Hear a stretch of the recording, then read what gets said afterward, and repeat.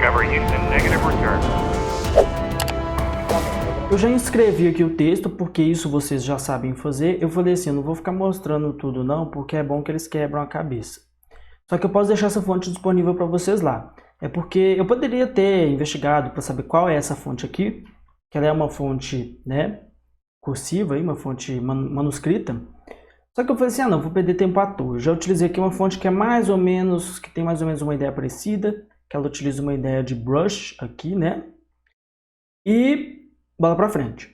Qual que é a ideia aqui? A ideia aqui agora é a gente se inspirar nesse detalhe que tem aqui, ó. Porque isso aqui, por incrível que pareça, é uma drop shadow. Ou não. Pode ou não ser uma drop shadow, tá? Existem as duas possibilidades. A gente poderia só simplesmente duplicar esse texto aqui e mudar a cor. Mas aqui a gente vai estudar drop shadow para a gente entender quais são as possibilidades do drop shadow. Porque você tem duas possibilidades principais.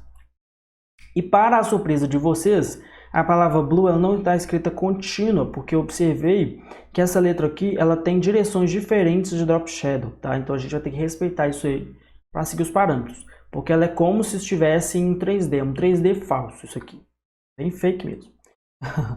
Beleza, a gente vai estar aqui com a nossa primeira letra selecionada, vamos aproximar aqui, tá?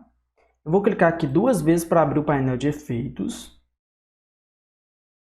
E agora eu vou vir aqui em Drop Shadow. Quando eu clico em Drop Shadow, ele já cria uma sombra automática. Talvez não esteja dando para ver não, porque as configurações da sombra não estejam colaborando. Nesse caso, a gente vai mudar aqui o modo de mesclagem da nossa sombra. A gente vai colocar em normal, coloca em normal mesmo, tá? Nesse caso, aumenta também a opacidade. E agora a gente conseguiu ver melhor a sombra, que nesse caso a sombra ela está extremamente difusa por conta do size aqui, ó. Aí a gente vem e vai jogar o size aqui, ó, para 0. E a opacidade a gente já pode aumentar. Viu que agora a gente conseguiu reproduzir esse efeito aqui? Ele só está no lado errado, né? Então coloca aí 5 de size. E agora você vai mudar o ângulo para 145. Que agora a gente já conseguiu criar a mesma ideia que estava nesse aqui, ó. Tá vendo? E aí, você vai se perguntar assim... Deixa eu só mudar a cor desse azul, gente, porque esse azul tá muito feio. Esse azul tá horroroso. Feio pra cacete. Esse azul real eu não gosto não, porque ele é muito forte, ele é muito... Beleza. Sou sisudo, não repare. Beleza. Criamos aqui o nosso primeiro... Aí, o que a gente pode fazer? A gente, ao invés de ter que criar em todos, cria no L, no U e no E também, a gente vem aqui, clica com o botão direito do mouse, tá? Presta atenção nisso que isso é importante. Aí você vai colocar em Copy Layer Style. O que você está fazendo? Você está copiando o estilo de camada.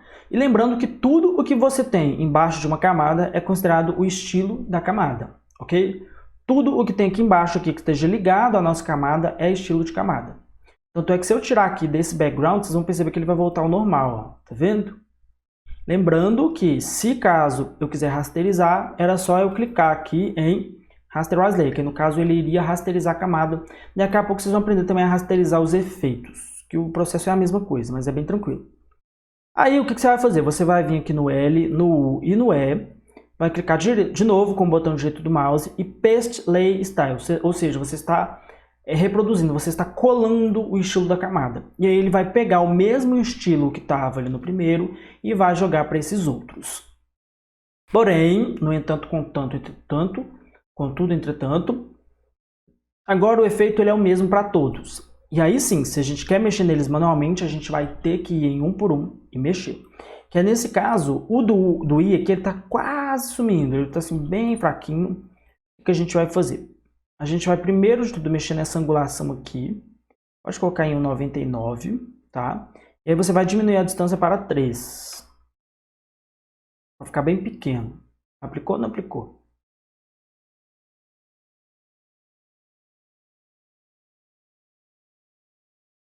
Aplicou. Mas ficou tão pequeno que eu não vi. Mas tudo bem, eu acho que assim tá bom. No U a gente já vai fazer o contrário. A gente já vai colocar 85, quer ver? Vamos colocar 85. Porque no caso ele vai inverter aqui, ó. Aqui 3 também. Não é que o efeito sumiu não, tá, gente? É que a gente mesmo tá mudando os parâmetros dele para forjar um 3D aqui. Um 3D bem fake. Não é a mesma coisa. Só que agora no E a gente vai ter que voltar e confrontar ele aqui. Não estava em 145, então agora a gente vai colocar aqui em 35. Ó. É uma questão de angulação, tá? Quem faltou na aula de matemática agora vai sofrer muito. Beleza, a gente fez aqui. Que a gente está meio que emulando um 3D. A gente poderia aumentar um pouquinho mais aqui a distância para ele ficar mais aparente, mas eu acho que isso é redundante, não vai ter tanta necessidade não. Bacana, fizemos isso, aprendemos uma das possibilidades do Drop Shadow. Qual que é a outra possibilidade, Robson? Muito simples. Vamos supor que a gente está aqui com um texto, ou com algum objeto, ou com qualquer outra coisa, tá? Finja que vocês têm uma imagem, que absolutamente qualquer coisa. Acho que até para ficar mais claro, a gente precisa mostrar, não tem essa de fale, mostre, né? A gente tem que mostrar, não tem jeito.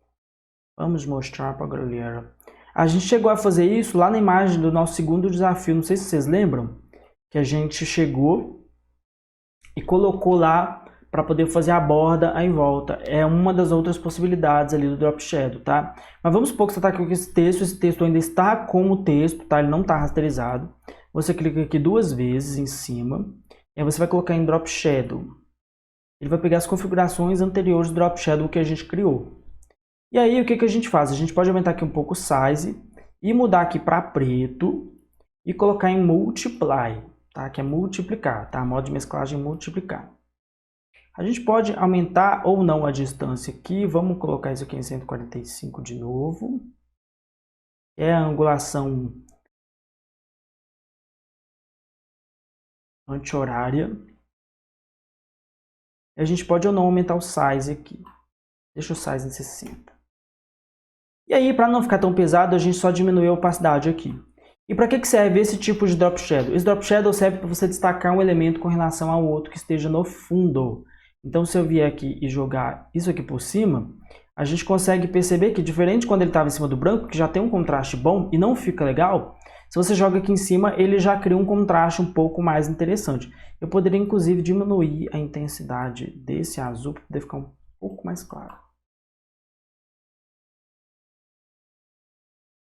Vão ter outras situações que a gente ainda vai usar o Drop Shadow, tá? Mas o Drop Shadow basicamente é para isso. Então, se você tem um objeto, qualquer coisa que você queira destacar do fundo, você vai necessariamente ter que fazer isso, ok? E aí você consegue criar aqui essa diferença. Para você deixar às vezes mais elegante, para você deixar mais interessante, mas lembrando que tem sempre que ser de acordo com o seu objeto, o seu projeto.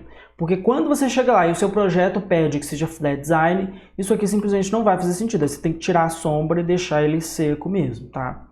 Vai depender do tipo de projeto. Que nesse caso aqui, por exemplo, a gente não vai precisar usar Drop Shadow, especificamente nessa imagem, ok?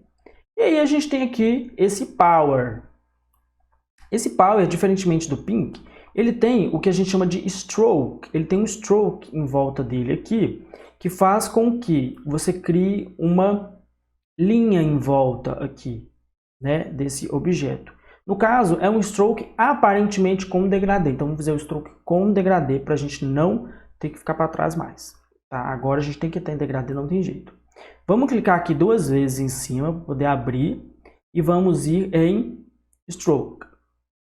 Stroke, ele automaticamente cria uma linha aqui pra gente, tá vendo? E assim como a gente fez lá no Stroke das Shape Layers, vocês lembram? A gente também tem Outside, que é pra fora, Inside, que é pra dentro, e Center, que é no centro. Geralmente a gente trabalha muito com o Center, mas nesse caso aqui ele tá Inside. O Stroke ele tá definitivamente dentro da imagem. Vocês podem colocar aqui como size 1 só, tá? E aí a gente vai mudar a cor para chegar mais próximo desse azul. Mas esse caso não seria necessariamente esse azul igual. Ele tem que ser um azul um pouco diferente para poder dar de fato um destaque aqui, ó. Tá vendo? Só que nesse caso ele está em degradê. Então o que a gente vai fazer? Ao invés de a gente colocar aqui, ó, Fill Type, Color, você vai vir e vai colocar em Gradient. E agora a gente vai trabalhar o gradiente. A gente clica aqui 2 vezes e ele vai abrir para a gente aquele painel de gradiente que a gente já conhece. Tá, gente? Não adianta se fazer de vítimas não, porque agora vocês sabem do que a gente está falando. Tá? Tem que assistir todas as aulas aí, ó. Beleza, senão a pessoa pula direto para os efeitos. Ah, eu quero só aprender os efeitos, mas não viu o resto que dá para fazer, né? Se bem que esse módulo aqui ele já é considerado intermediário, porque já tem algumas dificuldades que principiantes não vão ter. Que avançados não vão ter, mas que principiantes têm. Deixa eu ver, eu vou colocar agora um azul um pouco mais claro aqui. Deixa eu pegar, vou colocar um azul bem mais claro. É o smoothness. Mas o smoothness aqui é só até assim também. Mas tudo bem.